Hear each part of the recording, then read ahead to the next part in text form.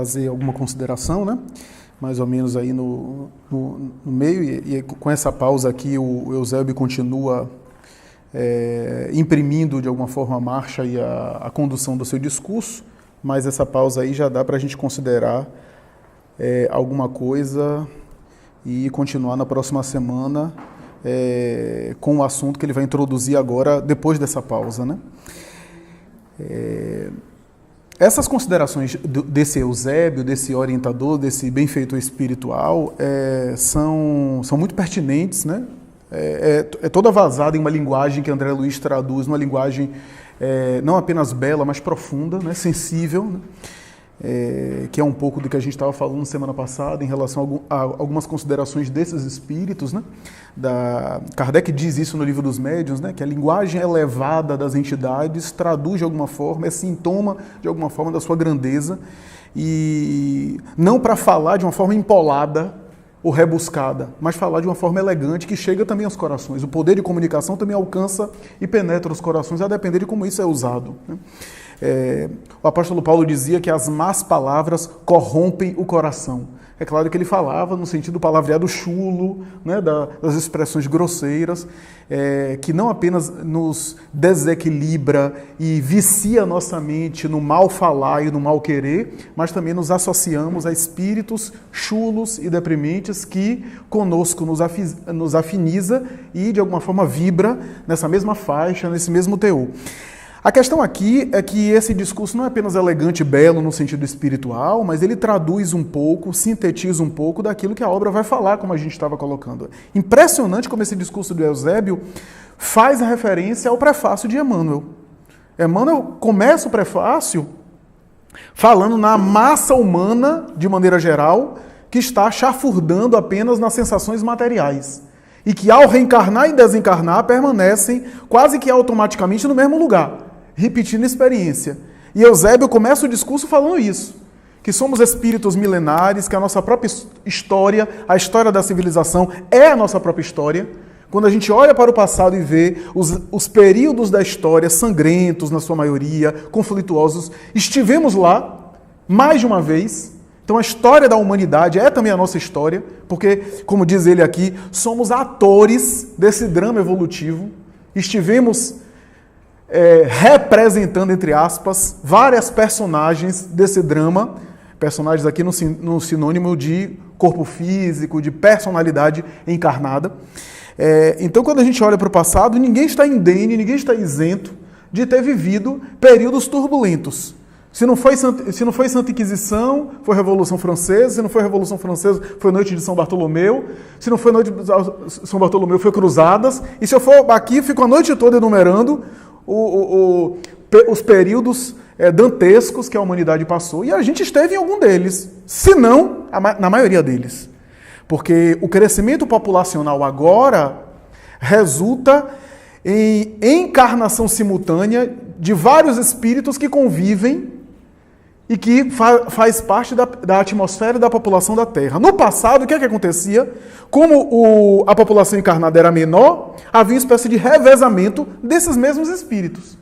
O crescimento populacional agora só permite que esses espíritos todos estejam matriculados no mesmo turno da escola. E antes era noturno, vespertino e matutino. Revezavam, né? Mas estávamos, de alguma forma, no mesmo drama evolutivo, só em períodos diferentes, né?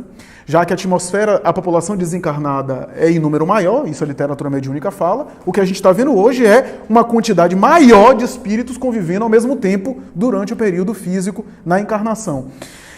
Mas a gente viveu esse drama, viveu esses períodos, e Eusébio coloca, André Luiz inclusive sutilmente vai dizer que ele se coloca com humildade cristã, né, dando a entender, André Luiz, que os espíritos da equipe viam Eusébio, conforme o capítulo 1, como uma entidade já no nível, né, acima da craveira comum da Terra, né? A gente vê isso, o próprio instrutor de André Luiz, o Calderaro, né? É Calderaro que é no mundo maior?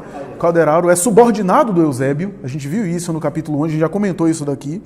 E é interessante porque ele faz uma espécie de alusão ao foco maior, junto àqueles encarnados, né? Em alguns momentos ele deixa claro que o interesse dele era adestrar, faculdades e sentimentos para a verdadeira vida. Ele estava se direcionando aos encarnados. Ou seja, vocês não vão lembrar da nossa conversa aqui, vão conservar mais ou menos a impressão e a sensação, especialmente os sentimentos. Talvez acordem a depender da capacidade de retenção de cada um, né? Porque não basta receber, como diz Emmanuel, uma bela mensagem, não basta receber o pão divino, é necessário ingerir e saber digerir, ou seja, é necessário também reter. Não basta receber as bênçãos do céu, mas é necessário ter capacidade de retê-las conosco, né?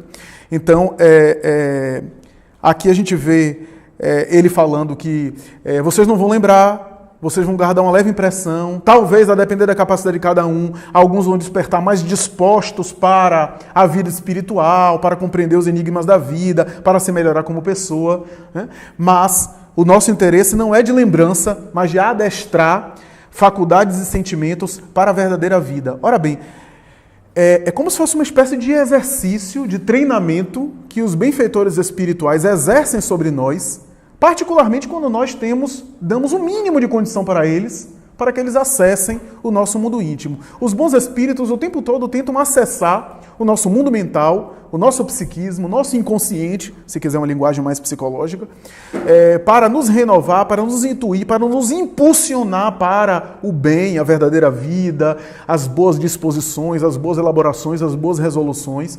E se a gente oferece o mínimo de recurso possível, eles tentam. Eles suprem as nossas deficiências, eles compensam as nossas carências e vão adiante. Então, o que ele está dizendo aqui é o seguinte, que esse é um exercício do mundo espiritual para conosco.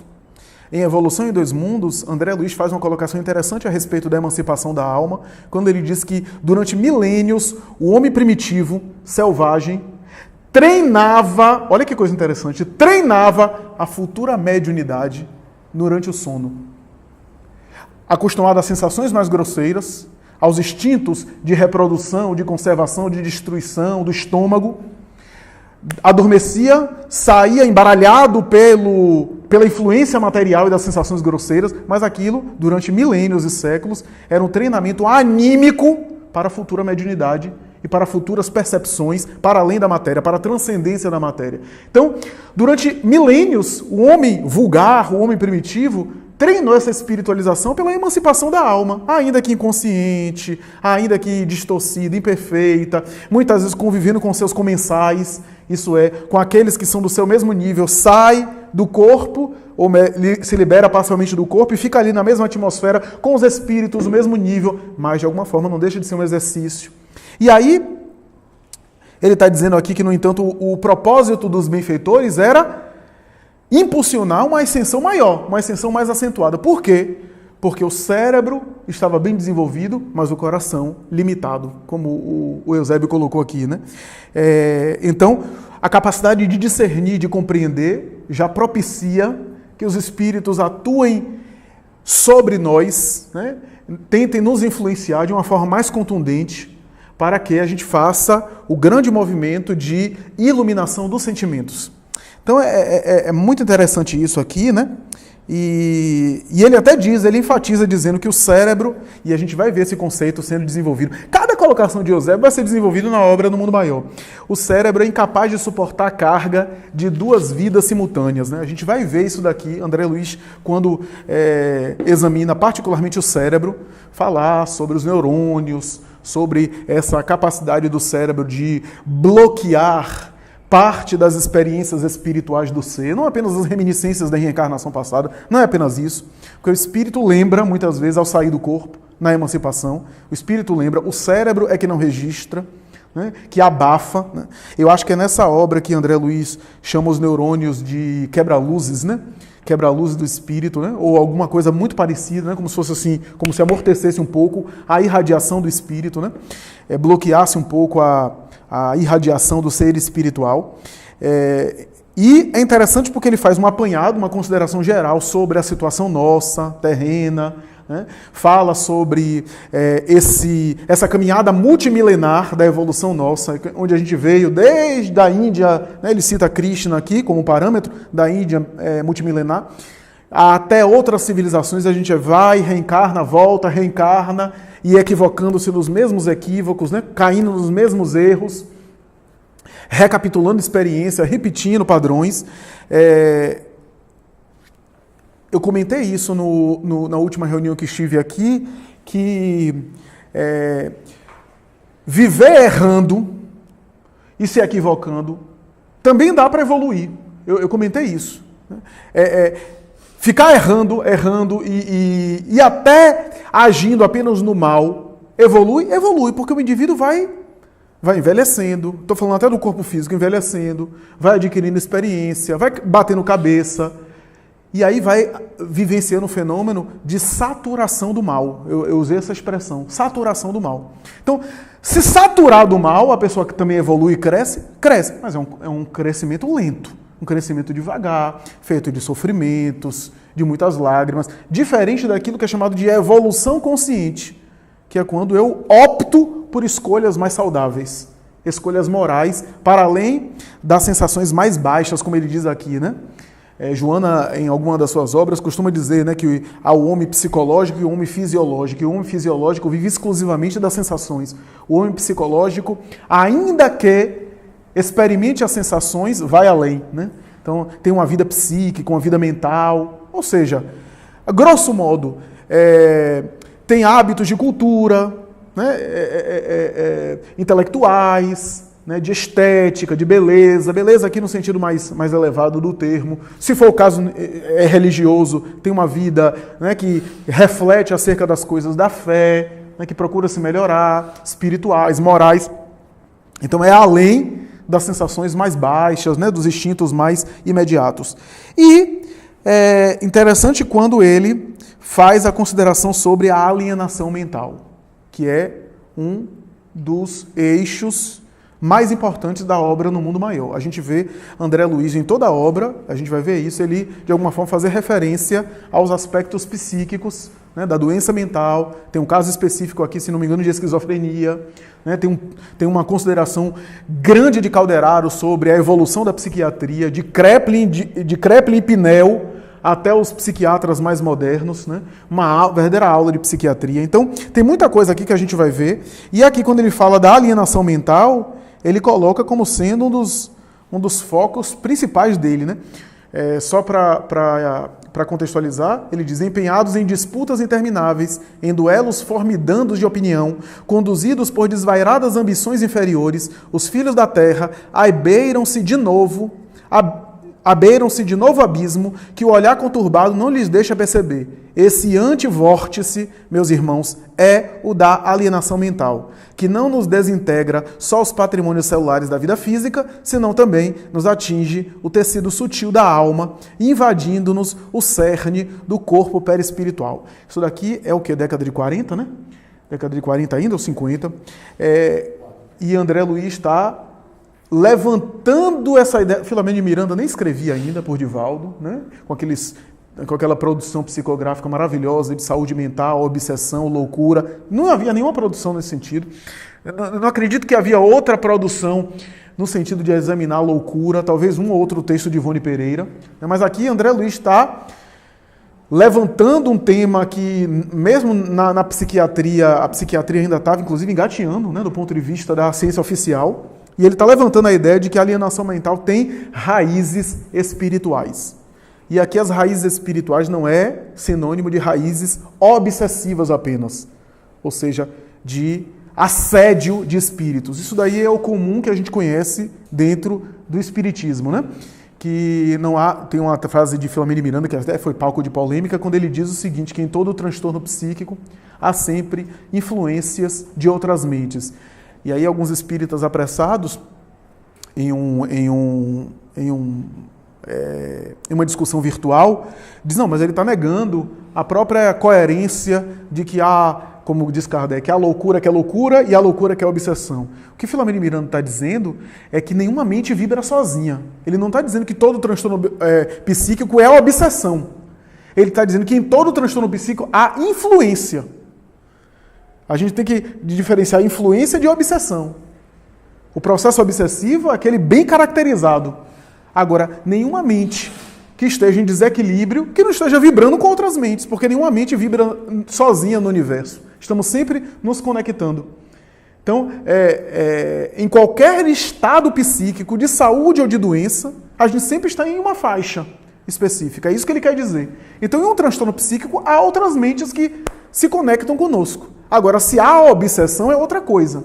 A obsessão é um certo domínio de uma mente desencarnada, classicamente falando, sobre uma mente encarnada, né? Estou falando da obsessão clássica. Então, é importante a gente ver isso, porque assim, a alienação mental aqui, né, é sinônimo de transtornos psíquicos, e aqui a gente faz uma gradação muito grande, né? Desde os transtornos psíquicos que a gente chama da, aspas, loucura, é um termo carregado de rótulo, de estereótipo, né, de estigma, que a gente nem usa tanto hoje, né? O transtorno mental da loucura, ou seja, aqueles transtornos mais sérios, a gente está falando da psicose, da esquizofrenia, aqueles quadros onde o indivíduo rompe um pouco com o real, né, da alucinação, do delírio, até os transtornos psíquicos, que o povo chama dos transtornos psíquicos dos normais.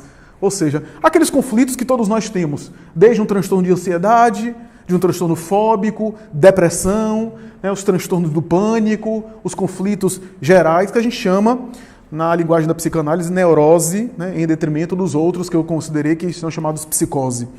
Então, ele está dizendo aqui que em todos esses quadros há dimensões espirituais. Não necessariamente obsessivas, mas por que dimensões espirituais? Porque o ser real é o espírito. E se o espírito é a causa das suas manifestações, que pelo corpo se expressa, é óbvio que qualquer quadro psíquico tem a sua gênese no espírito, ainda que manifestando no corpo, acabe imprimindo no corpo alguma sequela. E por isso a necessidade de também a ação e intervenção no corpo, na medicina humana. Então, é interessante a gente pensar nisso porque ainda falta muito para a nossa medicina, em que pese todos os avanços, entender os quadros orgânicos e mais ainda os quadros psíquicos como esses aspectos de profundidade espiritual, como dizia Jorge André, que tem a ver com as dimensões morais nossas. André Luiz, no livro Evolução em Dois Mundos Novamente, ele chega a chamar o seguinte: zonas de remorso no corpo espiritual que desencadeiam determinadas enfermidades. Ele chama de zonas de remorso. Ele chama de predisposições mórbidas e zonas de remorso. O que é que ele quer dizer com isso? Porque eu tenho uma infecção e essa infecção vai lá para uma área do corpo e a outra pessoa tem infecção e vai para outra área. Porque quando a minha imunidade baixa, eu tenho um problema respiratório e a outra pessoa tem um problema digestivo, que a medicina chama de órgão de choque. Existe esse conceito na medicina. Por que essa diferença para cada qual? Zonas de remorso, predisposições mórbidas, área perispiritual compatível com determinadas atitudes e hábitos que tivemos, porque a gente só pensa o seguinte: matou, aí vem com lé, aí vem com a mão retorcida, para não matar de novo. Isso é o banal, né? Mas aquele conjunto de hábitos que só prejudicou a nós mesmos, ou prejudicou o outro, mas não nessa gravidade toda, fica impresso. Aí pode vir com alergia, aí pode vir com uma hiperatividade, aí pode vir com determinadas reações a determinados alimentos. Tudo isso tem raiz espiritual. Só que a nossa medicina ainda está muito longe de compreender um negócio desse. Menos ainda os quadros psíquicos. Né? Por que na área psíquica um fica deprimido e outro tem transtorno de ansiedade? Por que essa diferença? Porque duas pessoas passam por um estresse, por exemplo, um sequestro, uma violência sexual, e ambas reagem de forma diferente.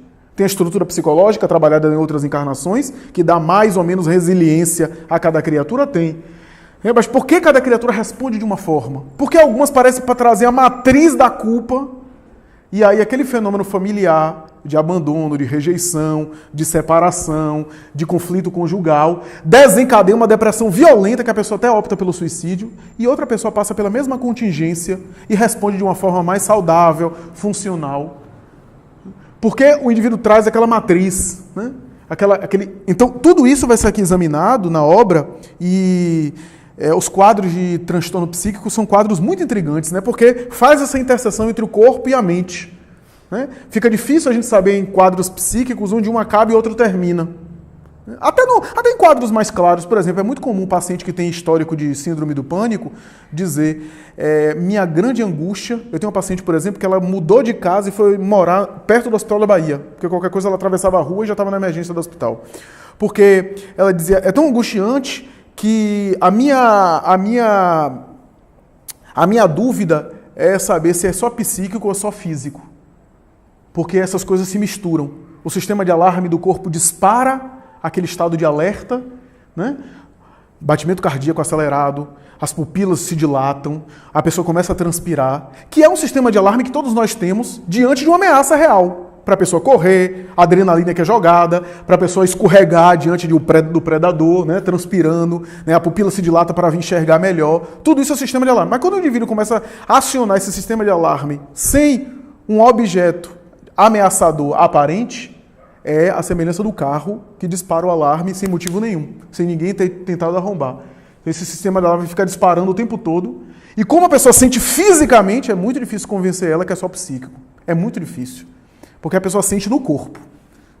Então, esses quadros aqui, André Luiz vai examinar, eu já até me alonguei demais, mas vai examinar isso daqui de uma forma muito interessante, vale a pena a gente, né, fazer aqui essa digressão, né? Mas é isso, eu vou passar, porque senão me alongo demais.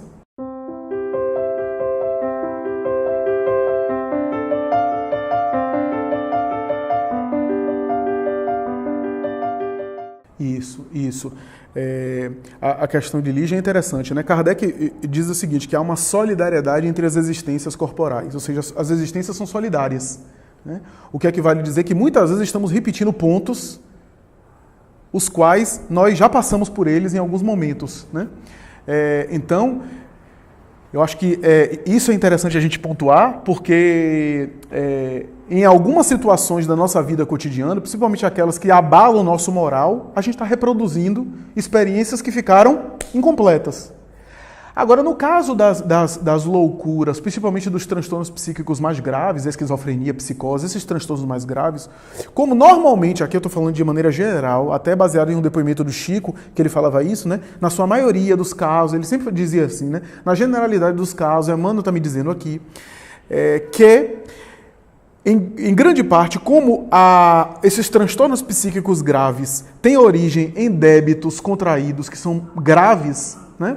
O indivíduo quase sempre não contraiu esses débitos na encarnação presente, né?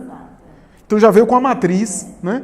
Até porque boa parte da esquizofrenia começa a desencadear os primeiros sintomas no início da vida adulta. Então nem deu tempo, né? O indivíduo já saiu da juventude, nem deu tempo de cometer assim atrocidades. Tem casos? Tem. Tem um caso, por exemplo, conhecido na literatura mediúnica, que é o caso de Susana Davenport, do livro Renúncia. A gente vê ela surtando e enlouquecendo por conta de toda a intriga, difamação e maledicência que ela fez ao longo da obra. Quando ela vê Madalena Villamil viva e o marido Cirilo, que ela queria tanto casar e fez tanta intriga para isso, ela enlouquece, ela surta e começa a dar gargalhada e não recupera mais, por conta do tipo de conduta que ela viveu. Mas, de maneira geral, o indivíduo não cometeu nenhuma atrocidade nessa vida e aí desencadeia a esquizofrenia, esses quadros, que quase sempre tem débitos.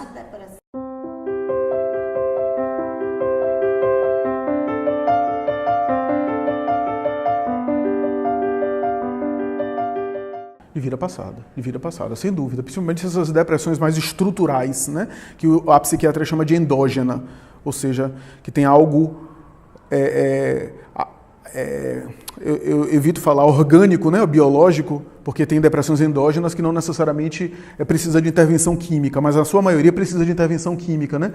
Essa depressão mais que independe do contexto.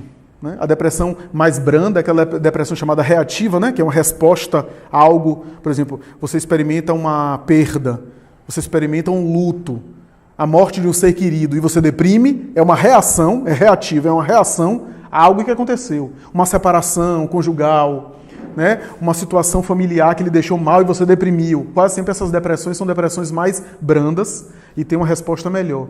Mas o indivíduo que deprime sem motivo nenhum, está tudo bem na vida dele, de repente ele tem uma crise, são estruturas... Não, é caso grave, é caso grave. Só antes de passar para Raimundo, uma coisa que ele já me fez pensar é o seguinte, uma das coisas que o Eusébio está dizendo aí, da evolução coletiva, isso é importante a gente pensar, é que assim, qual é a necessidade, qual é a função desses sofrimentos todos? se não melhorar o indivíduo. Se não fazer o indivíduo... reparar, resgate, e ao mesmo tempo fazer o indivíduo crescer. Porque Deus não é cobrador de imposto, como eu costumo dizer. Deus é amor. Né? Ele não quer, na verdade, cobrar algo de nós. Ele estabelece as leis. É óbvio que quando a gente transgride, a gente sente a necessidade de regularizar para recuperar a consciência que foi agredida e perdida e a dignidade pessoal. Mas se a gente for pensar na lei de causa e efeito como sendo algo, como se fosse algo de débito e crédito do sistema bancário, a gente está frito. A gente está frito, porque é tanto débito que acho que não vai ter como a gente resgatar tudo.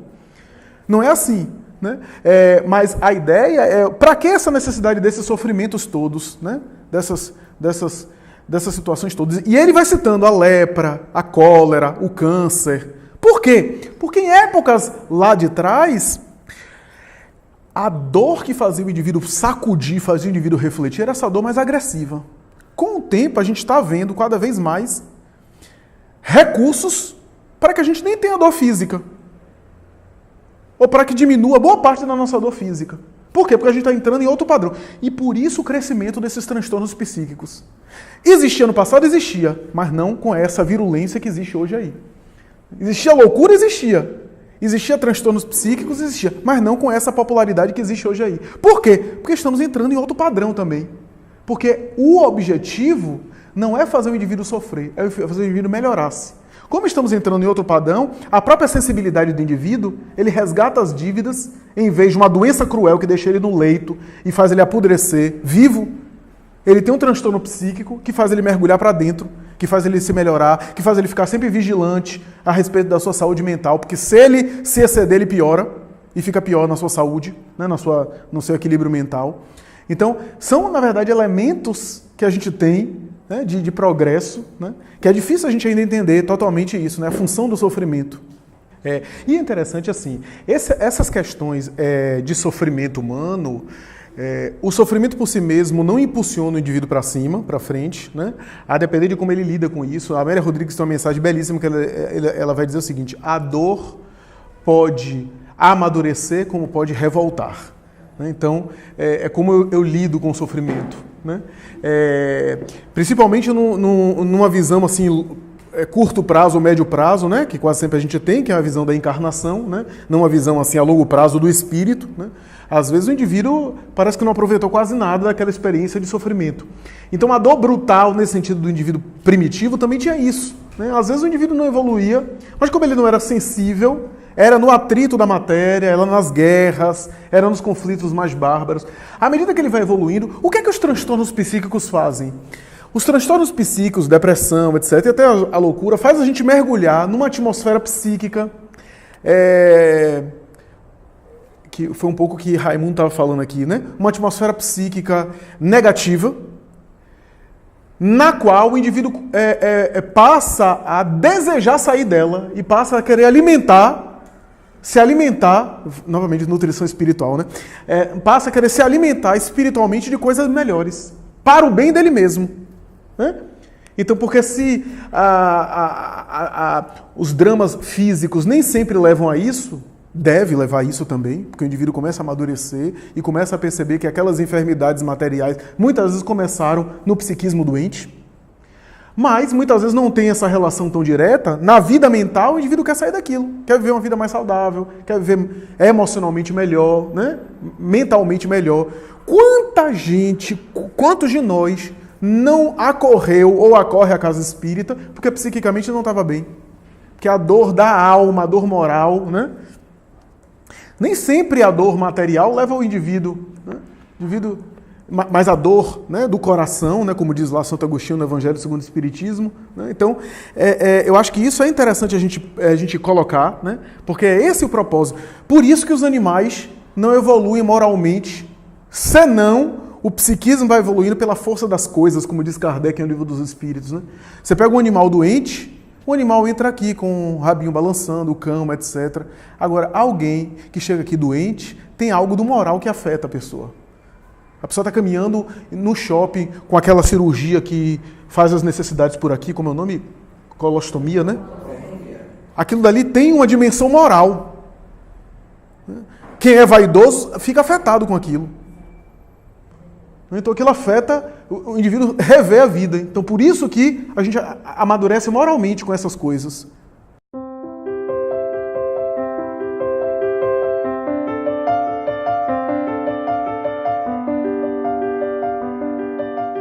São quadros, né, difíceis, quadros que exigem a nossa preocupação mesmo. Porque como remexe às estruturas íntimas do espírito, a gente não sabe como cada um vai reagir, como cada um de nós vai reagir, né? A gente pode reagir a ponto de lidar com aquele processo como algo de crescimento, mas nunca se esquecer de que, como são sofrimentos, né, o indivíduo, cada um tem um nível de tolerância, um limiar de tolerância, alguns não aguentam e reagem mal, às vezes complicando a situação, como é o caso do suicídio. E não nos enganemos, porque quando a gente fala em suicídio, a gente entende que a doutrina espírita, com seu acervo de conhecimento, com as suas informações, com seu conteúdo, previne. É uma profilaxia, Kardec diz isso, em Suicídio e Loucura de Evangelho segundo o Espiritismo, contra o suicídio, mas é no sentido do indivíduo estar sentindo aquele conteúdo, vivenciando e alimentando psiquicamente. E ainda assim ele não está imune.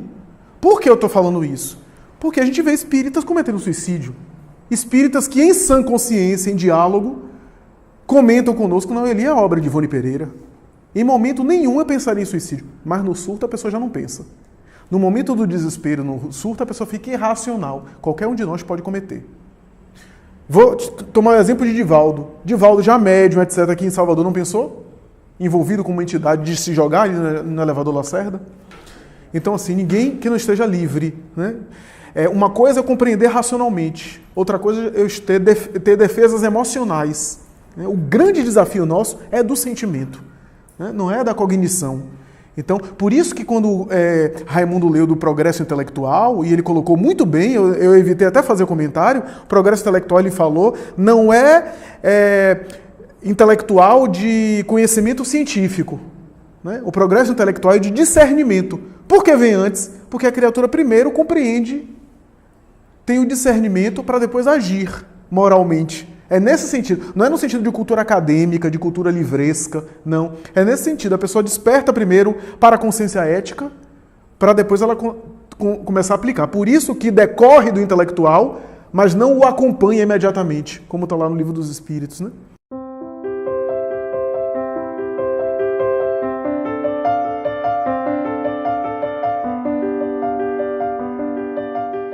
Mas esse olhar que é muito interessante. Perfeito, perfeito. Tem um texto de Freud, olha que Freud era materialista, que ele dizia isso, Jorge, que, por incrível que pareça, a culpa, do ponto de vista geral, né? Ele está falando do ponto de vista coletivo, a culpa, o surgimento da culpa foi essencial para o processo civilizatório.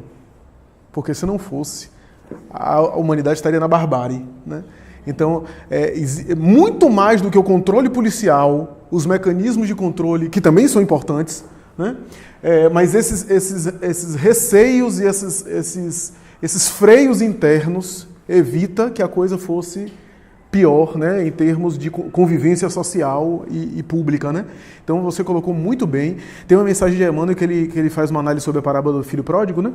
E ele diz que ele examina o filho que se foi e que volta, e o filho que ficou só reprochando o outro, né, que saiu errando. E aí ele termina dizendo assim: entre o primeiro e o segundo, eu ousaria dizer que aquele que se foi e voltou, pelo menos tem a bênção do remorso. Ele usa essa expressão. Né? Então, é mais ou menos isso. Claro, culpa é bom? Não, de jeito nenhum. Culpa não faz bem a ninguém. Né? Mas é um sintoma de amadurecimento para você transformar aquela culpa em uma consciência mais harmonizada. Né? Porque quem não tem culpa é o convencionalmente chamado transtorno de personalidade antissocial, né? O conceito hoje da psiquiatria do DSM-5 e da APA, né? Porque no passado era psicopata ou sociopata, né? Ou seja, a insensibilidade em relação ao próximo e a falta de empatia em relação ao próximo. Mesmo os processos conflituosos vão se sutilizando, né? Vão se sutilizando. Por exemplo, hoje a gente, até no sentido negativo da palavra, os nossos conflitos são mais verbais do que físicos, né? Até os conflitos religiosos no meio espírita são intelectuais. Ninguém, quer dizer, grosso modo, geralmente ninguém vai matar ninguém, né? Como aconteceu no passado, né? Pode ser até vontade, né? Mas não chega às vias de fato, via de regra, né? Então tem isso, né? A gente não sai para a luta corporal, até bota os advogados para brigar, mas a gente não briga. Então, quer dizer, já é um desenvolvimento, né? Já é claro, é aquela coisa, né? São passos suaves, sutis da verdadeira emancipação moral, da verdadeira transcendência moral que um dia a gente vai alcançar, né? Então eu acredito que os espíritos evoluídos, como aí está colocado no mundo maior, eles olham isso e não fazem bullying com a gente. Coitadinho. Não, eles sabem porque eles já passaram por essas experiências também, eles já claudicaram também nessa tentativa de desenvolvimento moral. Então eles olham, né, e mesmo aqueles amadurecidos, eles têm a compreensão daquilo que Jorge falou, né, de que as reencarnações são solidárias, de que ainda assim a ideia daquilo que eu não sei ou que não conquistei, que eu posso conquistar. Eu me lembro de uma frase de Paulo, em Paulo Estevão, Jorge vai saber mais do que eu que está lendo novamente Paulo Estevão, ele diz mais ou menos assim, se não me engano ele conversa isso com João, e ele diz assim, que séculos e séculos não pagaram as dívidas que ele tem com o cristianismo, né? Então ele se sentia devedor, né? A despeito de todo o trabalho hercúleo que ele fez, né, de divulgação, de projeção, era um homem realmente que estava preparado. A gente não pode... Algumas pessoas examinam Paulo como se fosse assim, bem rasteiramente, não, mas a graça que ele recebeu em Damasco, ali foi um aumento de responsabilidade, acréscimo de responsabilidade, e outros receberam essa graça. Públio Lentulus viu Jesus encarnado, né? E perdeu a oportunidade. Teve o processo de Jesus nas mãos. Quem leu há 2000 anos sabe que Públio Lentulus era mais importante que Pôncio Pilatos. Que uma decisão dele ali alteraria o curso da história. Ainda que Jesus fosse assassinado por outros motivos, né? Mas teve contato pessoal e preferiu outro caminho, né? Então, E ele, Jorge, a gente vê isso na obra, ele o tempo todo lutando com o remorso. Para não cair naquele remorso destruidor, aquela coisa de autodestruição, né? Mas o tempo todo ele evitava falar de Abigail, né? Ele quase não comentou com ninguém. Tanto é que Emmanuel diz, é por isso que nas páginas do Novo Testamento a gente não vê referência a ela. Porque ele não falava, era algo tão doloroso para ele, as lembranças dela, né? O espinho, né? E o remorso em relação... E a culpa de perceber o seguinte... Haroldo Dutra Dias tem uma palestra recente que ele falou isso, né, que eu achei muito interessante, eu até comentei isso na Cobem recentemente. Até Damasco, ele era herói, homem de Deus, missionário de Moisés. Depois de Damasco, ele era assassino e estava todo errado. É difícil você mudar e você perceber que até agora eu estava errado. E você fazer a reviravolta, né?